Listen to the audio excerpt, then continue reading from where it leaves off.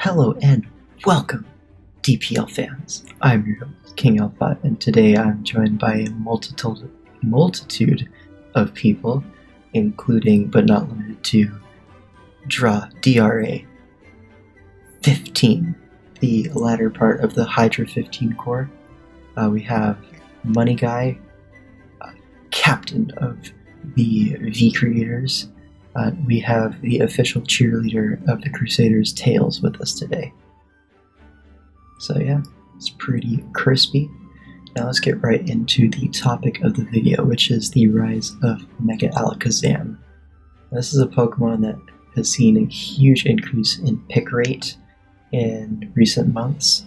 Like for example, DPL Season 1, it was picked up by 50% of teams, whereas in Season 2 it was picked up by every single team, so 100% pick rate there.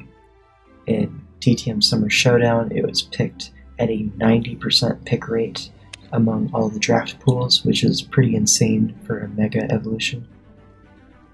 So yeah, that's like the whole... you can see Megazam is becoming a lot more popular, especially in the tournament setting, the 8-mon format. So let's get right into the reasons why we think Megazam has risen as quickly as it has. And if one of you guys wants to start off by talking about the current meta trends that really favor Mega Alakazam.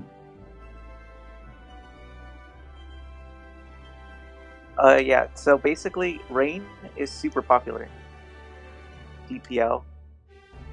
Yeah, Pelipper has like a 70% pick rate at the moment. It's insane.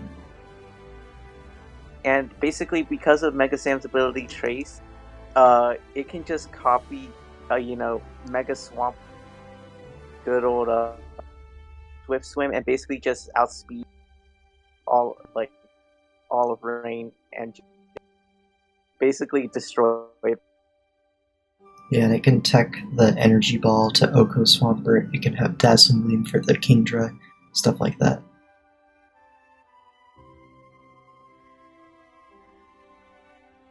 Yeah, like not many good balance scores can handle it, just because it has such good coverage. It has moves like Calm Mind, and you can like make it more bulky, have recover and stuff like that.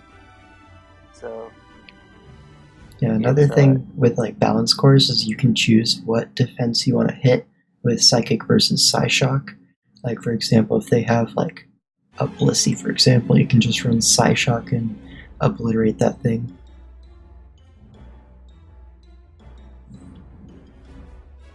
So yeah, another thing with the current meta trends is that offense is becoming a bit more popular these days, and Zam outspeeds pretty much every offensive mon in the game, and it can run modest versus the vast majority of them.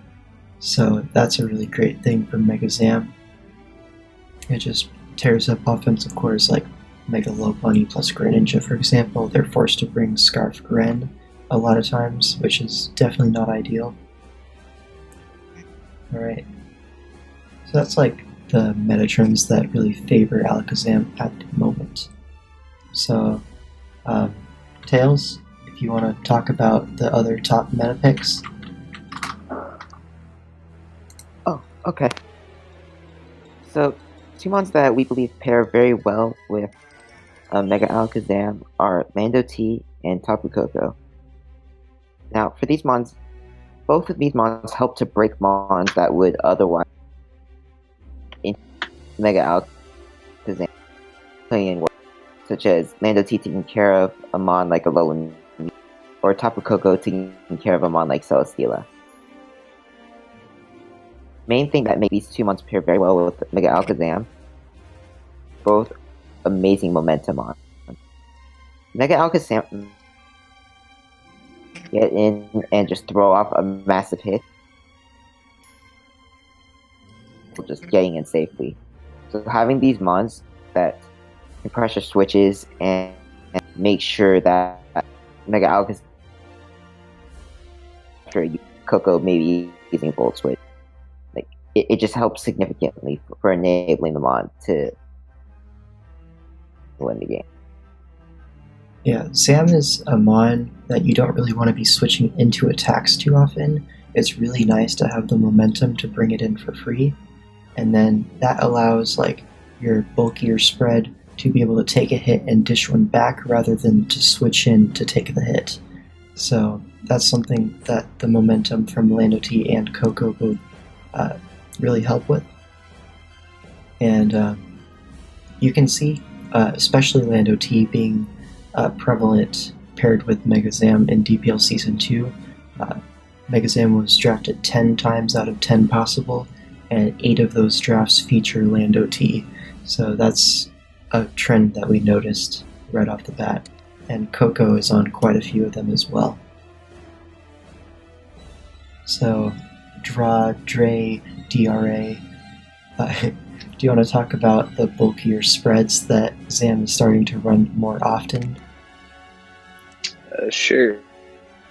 That we've seen kind of mirrored on the OU ladder as well, where you've seen on Zam time. So now in draft leagues, we're kind of beginning to experiment with the idea of things like barrier and recover on Zam, where it used to really just be thought of as kind of a glass. You send it in there, you get off the big damage with that high special attack, high speed, but then you die to a Scarfer or a Pursuit Trapper or something. Pursuit speed will really eliminate Zam, but now with bulk running, where we've kind of realized run max special attack to really get all the damage you need, speed and all. So being able to put that into the bulk while stats are pretty low, you're able to avoid the OCO from things like Pursuit. That really puts the 50-50 way in your favor, because now that you know you can Faux Blast or something, or the coverage move that you have, and take it out, and it kind of limits the checks to Zam, because once you get rid of that Scarf mod, if it's faster, there's really nothing pressuring it in the game unless you get up hazards that is going to kill it, because it can get in hits and then switch out, because most teams can only really pack one Pursuit Trap.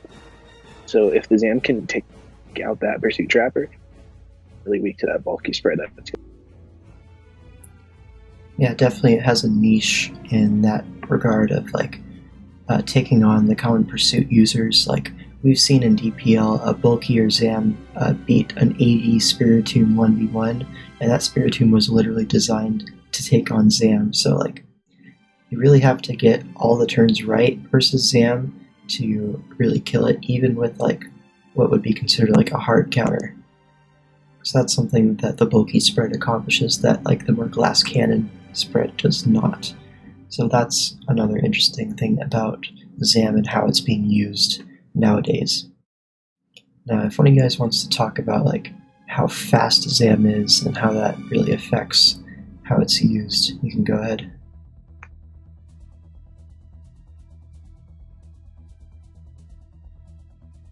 You want to take it? Okay, go ahead. Yes. Mega, I believe it has, what is it, like, and like that is just insane, because it basically can run modded as its nature against almost every team because of how fast it is. And so because of that, it can have like up to 500 special attack. And so basically it a couple of like moves to be able to hit everything. Like most of the time, probably like Focus Blast, maybe like Shadow Ball or something, and then you can basically and outspeed everything except for. It's insane. Yeah, so that speed really helps it out, especially with running Modest, along with the perfect coverage that it does have, with those 3 move slots being Psychic, Shadow Ball, and Focus Blast. So we can talk a little bit about the differences between 8-mon and 11-mon format, which really favors Zam more in the 8-mon format. So like, for example, in the 8-mon format, which is what the majority of tournaments use, it's a lot harder to fit all of the typings that you want on your team, specifically really good dark types, like the Hydreigons, the crocodiles, those sorts of things. You kind of can't afford too many of those on your drafts. So like having that plus a steel type, it gets a little bit hard to fit. So like those are the main checks to Megazam, and if it's harder to get your hands on those mons, Megazam's just going to be harder to deal with. Another thing is that Megazam does not really suffer the same moveslot syndrome that it does in 11 mon in the 8 mon format, because there's less mons to like cover with your moves, and so oftentimes you'll be able to get away with Psychic and 1 coverage move rather than 2, and then you have 2 filler slots to fit random techs or like recovery. So like you see things like Protect Recover to always beat Scarf Crocodile. I've seen that before. You protect to see what it locks itself into and then go from there.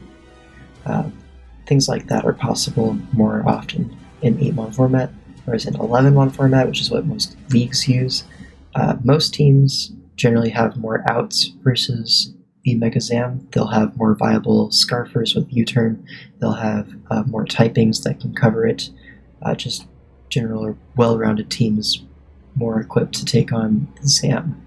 And this does make Zam have a little bit of moveslot syndrome because it struggles to fit all of the moves that it really wants to, like random tech, the energy ball for the Mega Swampert, the Dazzling Gleam for the Kingdra if you're facing Rain, and like they'll also have like a lower tier Rain Sweeper like Ludicolo where you really don't have that great of a coverage move to hit it with, for example. Like they'll have the Dark type, the Steel type, all those sorts of things, and they can fit that more easily. So yeah, Megazam is not as good in 11 mon, but it's really good in 8. So that's like the reasons why Megazam has risen so quickly and so drastically these past few months in the format. But it's not all like amazing for Zam. There are a few cons to it. If you guys want to talk about some of the shortcomings that Zam has, you guys can go ahead at that right now. Okay, yeah, sure. So I guess I'll start with the first one we have, and that is, like, this is especially format. It is much harder for you to fit a bulkier Psychic on. When you have Megazam format, you really want to cover as many bases as you possibly can. And this having like double ups in typing. So with it, unless you have the bulkier fairies, like Clefable, for example, it becomes much harder for you to switch into a strong fight. Very prevalent on a base. Jared, do you want to handle the second point? Just touching on that first point you talked about too, just 8 mon format, the top megas are fighting based with Lop, Med, really being everywhere. So especially not can comfortably come in on those is just really crippling for. But for Medi or Zam, the second point we came up with was it is still very a lot easier to pursue trap, and it's kind of a trade-off because if you don't go max special attack, you might miss out on an Oko that you want. So while you're beating them, you still can be struggling to kill other things that you'd want to be killing if you had the max special attack. Kind of have to figure out what you're going to be doing with your EV spread on it, and so it's not like just because you run bulk on it, it's innately better, because you are trading off some of that power that it can have other.